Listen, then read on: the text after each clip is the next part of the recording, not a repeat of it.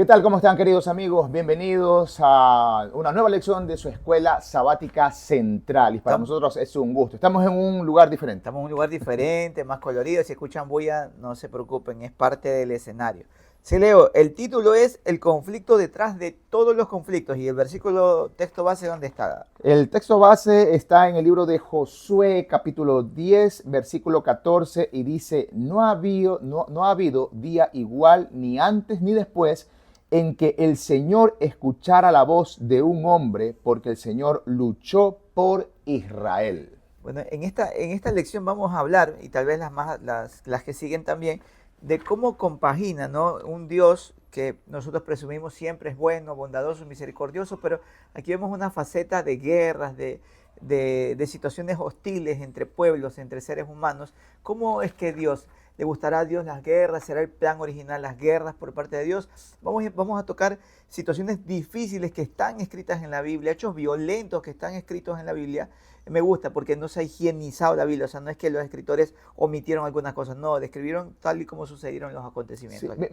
me gustó mucho esa opinión que acabas de decir, porque de una otra manera, pues, podríamos decir que tal vez los escritores bíblicos, recordemos que la Biblia está inspirada por el Espíritu Santo, por el Espíritu de Dios, para que los hombres, las personas, los humanos, pudieran escribirlas. Y cada uno de ellos, obviamente, no omitió lo que tú acabas de decirnos, porque de una otra forma, si quisieron haber disfrazado, entre comillas, obviamente, el carácter de Dios, hubieran evitado todo eso. Sin embargo, vamos a poder ver ahorita qué es hoy, en esta lección, en la Hoy es el próxima, día. en esta lección, en la próxima, de qué es lo que trata el tema específico de las guerras y cómo de pronto se dieron. Bien, la Bueno, pregunta número uno dice, ¿quién cierra el encuentro entre Josué y el jefe del ejército del Señor? Bueno, hay un encuentro un poquito oscuro, un poco raro, dice así Josué 5 de 13 al 15. Estando Josué cerca de Jericó, alzó sus ojos y vio un varón que estaba delante de él, el cual tenía una espada desenvainada en su mano, y Josué, yendo hacia él, le dijo, ¿eres de los nuestros o de nuestros enemigos? Él respondió, no, mas como príncipe del ejército de Jehová he venido ahora. Entonces Josué se postró sobre su rostro en tierra y le adoró y le dijo, ¿qué dice mi señor a su siervo? El príncipe del ejército de Jehová respondió a Josué, quítate el calzado de sus pies, porque el lugar donde estás santo es. Y Josué así lo hizo. ¿A qué te recuerda eso de quítate las sandalias? cuando en este caso Moisés, pues no, se topó con el Señor ahí, la zarza Es la ardiente, cuando. manifestación de la presencia de Dios. Correcto, Ese lugar es el... porque hizo lugar santo, ¿no? Entonces vemos ahí como ¿cómo se dice? Como un Un déjà vu, un déjà vu. un déjà vu de esta escena en donde pues prácticamente se repite lo que pasó en este caso con Moisés. Pero me parece bastante especial este encuentro, ¿no? ¿Y quién era este hombre, no? Era un guerrero, tenía la espada desenvainada, o sea, lista para usar, y se va a Josué con valentía a Josué y le dice, ¿eres de los nuestros o eres del enemigo? ¿Y qué le dijo el guerrero? Le dio la respuesta, simplemente le dijo no, ¿no verdad? O sea, no soy de Sí, ninguno de los dos lados. correcto. ¿Qué nos dice? Hasta ahí, ¿qué te dice a ti eso? Eh, No soy de ninguno de los dos lados. este punto es bastante interesante e importante de recalcar, porque en este caso, pues este hombre que no se identifica con ninguno de los dos bandos, hace énfasis en el hecho eh, de que está ahí con una misión especial, ¿no? En este caso, ese encuentro que tiene con Josué. Recordemos que esto se da previo a la toma de Jericó y a la preparación que tenía Que habían pasado el Jordán, pues. correcto, que debía tener el pueblo para poder enfrentar, en este caso, lo que se vendría para la toma de Jericó. Pero me llama mucho la atención de quién era este hombre. Me gusta mucho la parte en donde pues Josué se postra ante él. Se postra porque entiende que es quién. Correcto, porque entiende que es en este caso Jesús. O sea, esta Es parte Dios. es Dios. Miren, esta parte es importante porque de una otra forma también aquí nosotros pudimos añadir el libro de Apocalipsis 22, 8, 9, como para poder entender un poco esto. Dice, yo Juan, aquí Juan escribe, yo Juan soy el que oyó y vio estas cosas, y después de que las hubo oído y visto, me postré para adorar a los pies del ángel que me mostraba estas cosas, pero él me dijo, mira, no lo hagas porque yo soy consiervo tuyo, de tus hermanos, los profetas, y de los que guardan la palabra de este libro.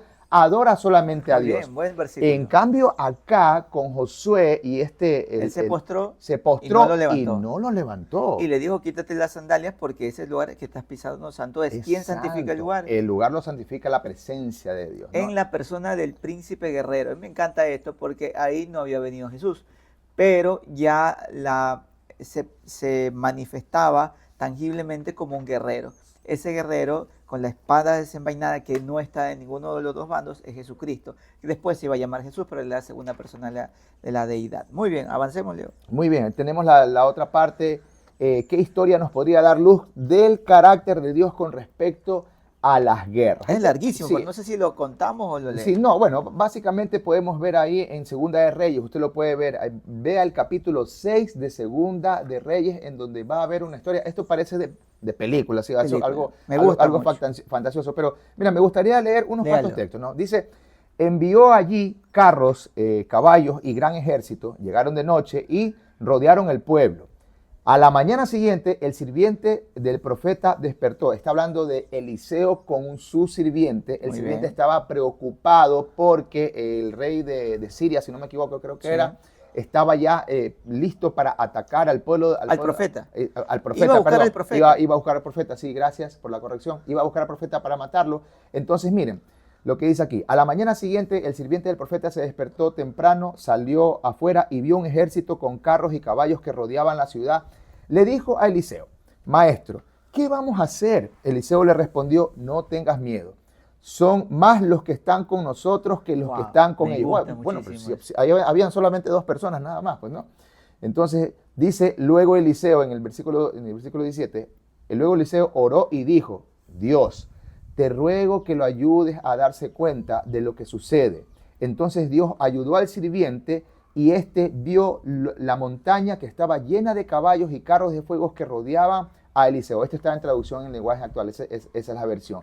Bien. Entonces el sirviente abre los ojos y se da cuenta de que hay montones de personas para defenderlos, ¿no? Para defenderlos. ¿Y esto qué nos dice? Nos dice cosas maravillosas. Es que cuando usted tiene un problema, cuando usted tiene una dificultad, cuando no sabe qué hacer ni para qué lado coger, entonces la sierva del Señor dice, si nuestros ojos se pudieran abrir y pudiéramos ver cuántos ángeles están en nuestro alrededor y darnos cuenta que ellos están listos para luchar nuestras peleas, que no es como nosotros queremos, que no es con nuestras armas, sino es con las armas de Dios, con la ayuda de los guerreros de Dios, de los ángeles, entonces estaríamos tranquilos. Y el siervo de Eliseo se tranquilizó.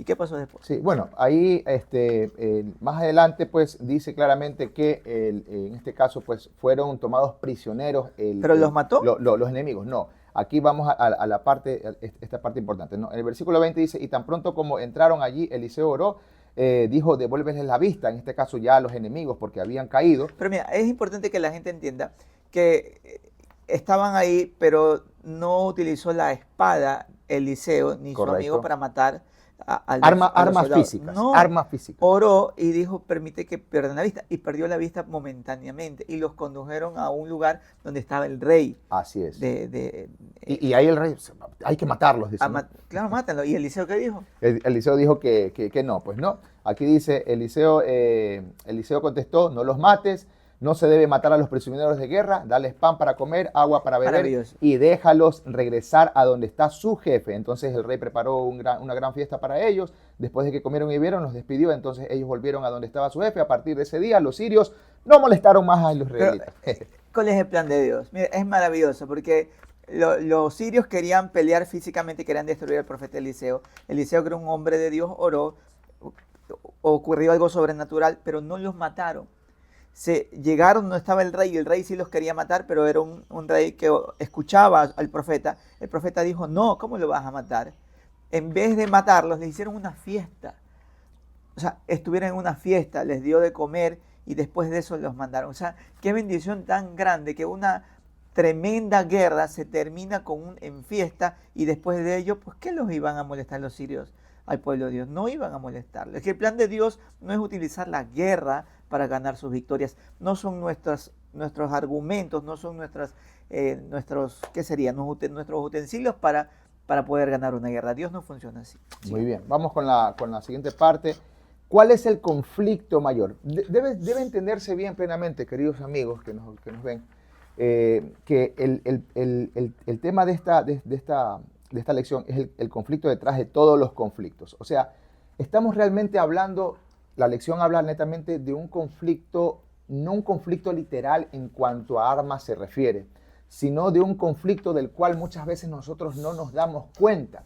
Y ese es el punto, ¿no? Todo lo que hemos hablado hasta ahora tiene que ver con el hecho de que Dios enfrenta a sus enemigos, en este caso al enemigo, sus demonios y todo lo demás, pero desde el ámbito espiritual. Y es una batalla, David, que nosotros no la vemos, ¿no? Porque justamente que tú acabaste de decir hace un momento, lo que la escritora Elena de White manifiesta, dice que si nuestros ojos pudieran ser abiertos, no solamente veríamos, obviamente, a los ángeles buenos que nos defienden, sino estuviéramos viendo una batalla campal que se da en este caso por nuestras mentes, por nuestro corazón, por nosotros, ¿no? De manera general. Entonces, bueno, en este contexto, pues vamos a responder la siguiente pregunta que dice, ¿cuál es el conflicto mayor? Apocalipsis 12, 7 y 9 dice, después hubo una gran batalla en el cielo, Miguel y sus ángeles luchaban contra el dragón, y luchaban el dragón y sus ángeles, pero no prevalecieron ni se halló ya lugar para ellos en el cielo. Fue lanzado fuera el gran dragón, la serpiente antigua que se llama Diablo y Satanás, el cual engaña al mundo entero, fue arrojado a la tierra y sus ángeles fueron arrojados con él. No está solo, vino con la tercera parte de los ángeles y son parte de la batalla que se está dando hoy en día. Isaías 14, 12 al 14 dice, como caíste del cielo, oh lucero, hijo de la mañana, cortado fuiste por tierra, tú que debilitabas a las naciones. Tú que decías en tu corazón, subiré al cielo, en lo alto, junto a las estrellas de Dios, levantaré mi trono, y en el monte del testimonio me sentaré, a los lados del norte, sobre las alturas de las nubes subiré, y seré semejante al Altísimo. Pues sí, pero sabes, Leo, yo aprendí en esta semana, me gustó tanto escuchar, es que atrás de cada conflicto,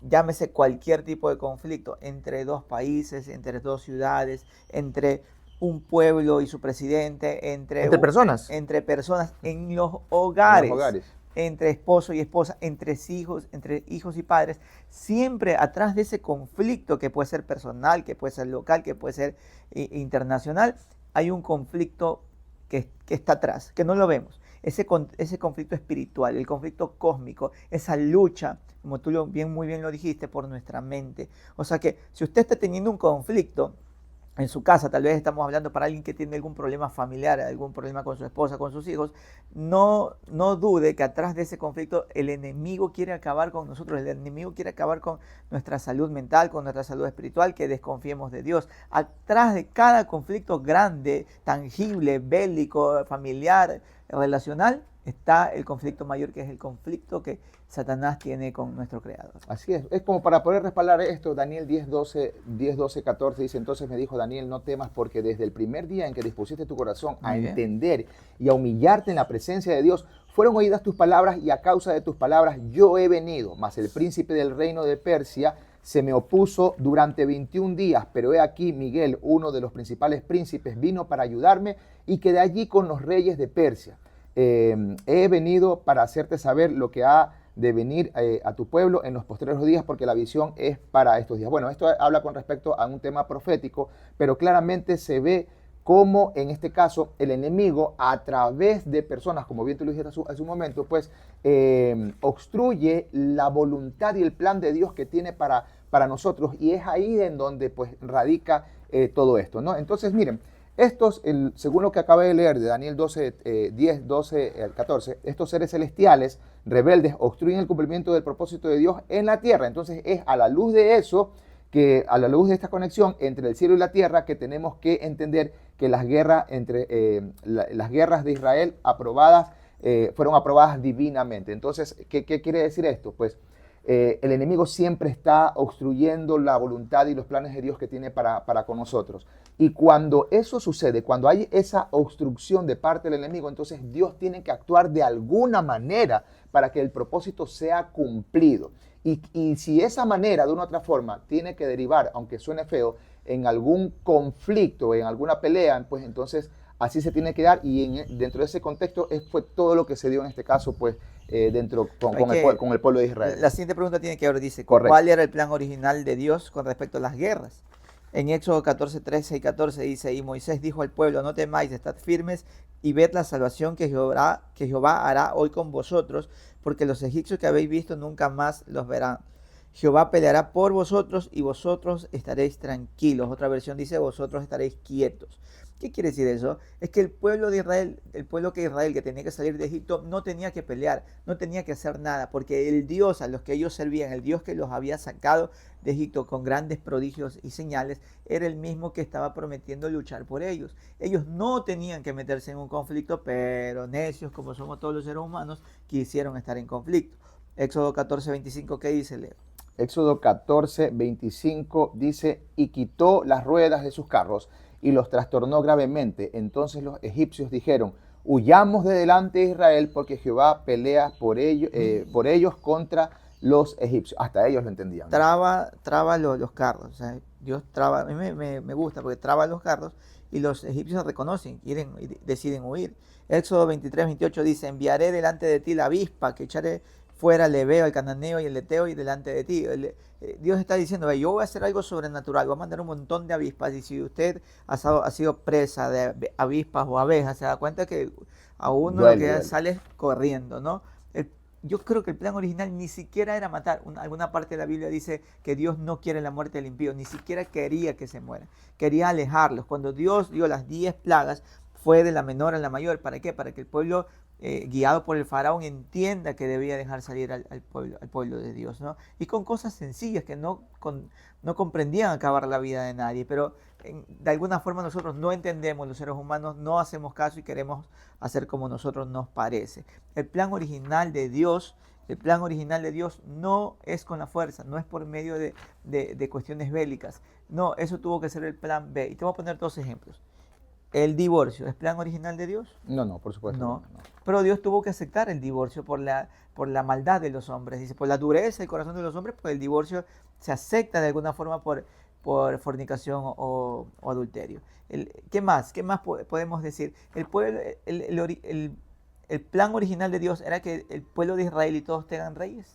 No, tampoco. Pues No. Luego, después de eso se dio. No, pero el pueblo pidió tanto Saúl, un rey, pero el primer fregó rey. tanto a un rey que le dio un rey. Tomen rey. O sea, Dios tiene que hablar en nuestro idioma para que nosotros entendamos. Él les había dicho, no es con su fuerza, no es con la guerra, no es con la fuerza, no es con lanza, no es con flechas, no. Era un pueblo que no sabía pelear. Dios sabía que no sabía. Entonces, quería hacerlo a su forma Dios, pero ellos no dejaron. Así es. Entonces, claramente vemos que cómo en este caso la mano de Dios tuvo que intervenir en muchas ocasiones para poder cumplir, como lo dije hace un momento, poder cumplir en este caso los propósitos que él tenía para con su pueblo, porque desde un principio pues no era el plan de Dios. Y hay que entender esto a la luz de lo que ocurrió con las 10 plagas, ¿no? O sea, entendemos claramente que no, cuando ocurrió este tema de las 10 plagas, David y amigos que nos ven, ¿contra quién se enfrentó? ¿Cuál era el enfrentamiento que tenía Dios? ¿Contra quién se enfrentaba netamente? ¿Era con los egipcios o con los dioses de los egipcios? Exactamente. Entonces, ese es el punto, ¿no? El punto es que Dios termina enfrentándose con los dioses en los cuales obviamente los egipcios creían, pues, ¿no? Es que atrás del faraón, ¿quién estaba? Exactamente, estaba el enemigo, que lo que venimos diciendo hace un momento, que tiene que ver con lucha espiritual, con fuerza, con conflictos espirituales que son los que se desenvuelven alrededor de nosotros. Entonces ahí estaba Satanás. Es un problema grande de Dios. Dios dice, yo creé este pueblo, pero lo he creado libre, por eso usted es libre, yo soy libre, y podemos decidir en qué bando estar, ¿no? Pero Él tiene que quedar bien con uno, que es su seguidor, pero también tiene que quedar bien con la comunidad, que ve mal que permitan las guerras. ¿Pero por qué permiten las guerras? Porque yo soy necio, yo quiero guerrear, yo quiero hacerlo de mi manera. Él me dice, no, pero yo digo de esta forma. Entonces, de alguna forma, Él me habla en mi idioma para que yo pueda entender. Concluyamos, Leo. Muy bien, para concluir esta parte, la destrucción total de los cananeos debe ser comprendida a partir de la cosmovisión bíblica en la que Dios se encuentra en un conflicto cósmico con los representantes del mal del universo. Ahora, esta parte me llamó mucho la atención de acá del extracto. Dice, desde que el pecado entró en la existencia humana, nadie puede permanecer en terreno neutral, David. Sí. Nadie. Solo es posible estar del lado de Dios o del lado del mal. En vista de este trasfondo, La erradicación de los cananeos debe ser vista como un anticipo del juicio final. Ellos decidieron estar del lado del enemigo porque Dios le dio la posibilidad de poder, aunque no eran israelitas de nacimiento, Dios le dio la posibilidad de poder ser parte, de decidir y ser parte del pueblo de Dios, adoptados obviamente, ¿no? Entonces, ¿en qué lugar se encuentra usted hoy en día? Dios ya le había dicho a Abraham, en ti serán benditas todas las naciones de la tierra. Así es. O sea, todos estamos llamados. Pero vamos a concluir. Correcto. Según de Corintios dice 10, del 2 al 5, dice, ruego pues que cuando esté presente no tenga que usar aquella osadía con que estoy dispuesto a proceder resueltamente contra algunos que no tienen, como si anduviésemos según la carne. Pues aunque andamos en la carne, no militamos según la carne, porque las armas de nuestra milicia no son carnales, sino poderosas en Dios para la destrucción de las fortalezas, derribando argumentos y toda altivez que se levanta contra el conocimiento de Dios y llevando cautivo todo pensamiento a la obediencia de Cristo. Otra cosa que no hemos topado mucho es que la guerra espiritual es una guerra argumentativa, es una guerra de conceptos, es una guerra de explicaciones, no es una guerra física. Así es, correcto. No es una guerra física, la guerra es por nuestra mente, es porque Satanás quiere ser el dueño de nuestra mente, quiere controlar nuestra mente, quiere hacernos creer cosas que no son reales, quiere producirnos ansiedad, dolor, sufrimiento, enfermedad. Entonces, es increíble porque cuando se enferma nuestra mente, cuando se enferma nuestro cerebro, entonces nuestro cuerpo lo siente o se resiente. Entonces, es increíble, me gusta mucho. Las armas que Dios nos da no son bélicas. No son bélicas. Después, en otro tema, vamos a hablar de eso. Sí. Pero la armadura de Dios es otra cosa, es la fe, es la palabra de Dios, es la bondad, es la misericordia. Y el último texto... Zacarías 4:6, entonces respondió y me habló diciendo, esta es palabra de Jehová a Zorobabel, que dice, no con ejército ni con fuerza, sino con mi espíritu, ha dicho Jehová de los ejércitos. Imagínate. Jehová de los ejércitos. Jehová de los ejércitos, de los dice, ejércitos. no es con ¿qué? No es con ¿Espada? no es con espada, Ni no es con con ejército, fuerza, ni con fuerza, sino No, con no. mi espíritu. ¿Y quién lo dice? El guerrero más guerrero. Es que el concepto de Dios guerrero es un concepto que a veces nosotros vemos, que queremos ver hace tiempo había una serie que se me olvidó aquí de la Segunda Guerra Mundial, que veíamos cuando éramos Misión niños. del deber. Misión del deber. No es Rambo, Dios, no es Rambo. O sea, Dios es un guerrero en su contexto, en su bondad. Él todo, nuestra mente la quiere obtener, pero a base de amor, a base de bondad, a base de misericordia, no por la fuerza. Sí. No vale nada que podamos acatar algo por la fuerza. Yo quisiera quedarme para mí esto hubiera sido el texto clave, pero bueno, es casi similar al texto clave. Cuando escriba en la escuela sabática. Éxodo 14, 13, 14. No teman, manténganse tranquilos y Sí. verán la salvación que el Señor les dará hoy, porque esos egipcios Me encanta. que hoy ven, nunca más los verán. Y esta parte es la que más me gusta. El Señor peleará por ustedes. Estén tranquilos. Cualquiera que sea su inconveniente, su problema, el Señor peleará. Pero recordemos que todo este trasfondo tiene que ver con una batalla y una lucha espiritual. ¿De qué lado estás, hermano? Pero incluso esa batalla, esa lucha, el Señor la peleará por ti y por mí, por todos. La pelea siempre. El problema es que hay que estar del lado de que va a ganar. Correcto. Porque Dios va a ganar y ganó en la cruz. Yo creo que ganó en la Amén. cruz por Amén. nosotros. Vamos ahora, Leo. Oremos. Vamos a orar. Padre Celestial, Señor, gracias por esta bonita lección, este bonito repaso, Señor. Gracias por hacernos entender, Señor, que este conflicto en el cual nos estamos inmiscuidos hoy en día, Señor, no es un conflicto físico, Señor, es un conflicto espiritual. Pero tú estás dispuesto, Señor, a pelear de nuestro lado y a darnos el triunfo, Padre Celestial, en tu nombre. Gracias por todo. Estamos agradecidos porque siempre nos acompañas, Señor. Oramos en el nombre de Jesús. Amén. Amén. Recuerde compartir, Oramos. por favor, acompáñenos en la próxima lección. El Señor les Comenten bendiga. y suscríbanse. Chao, chao.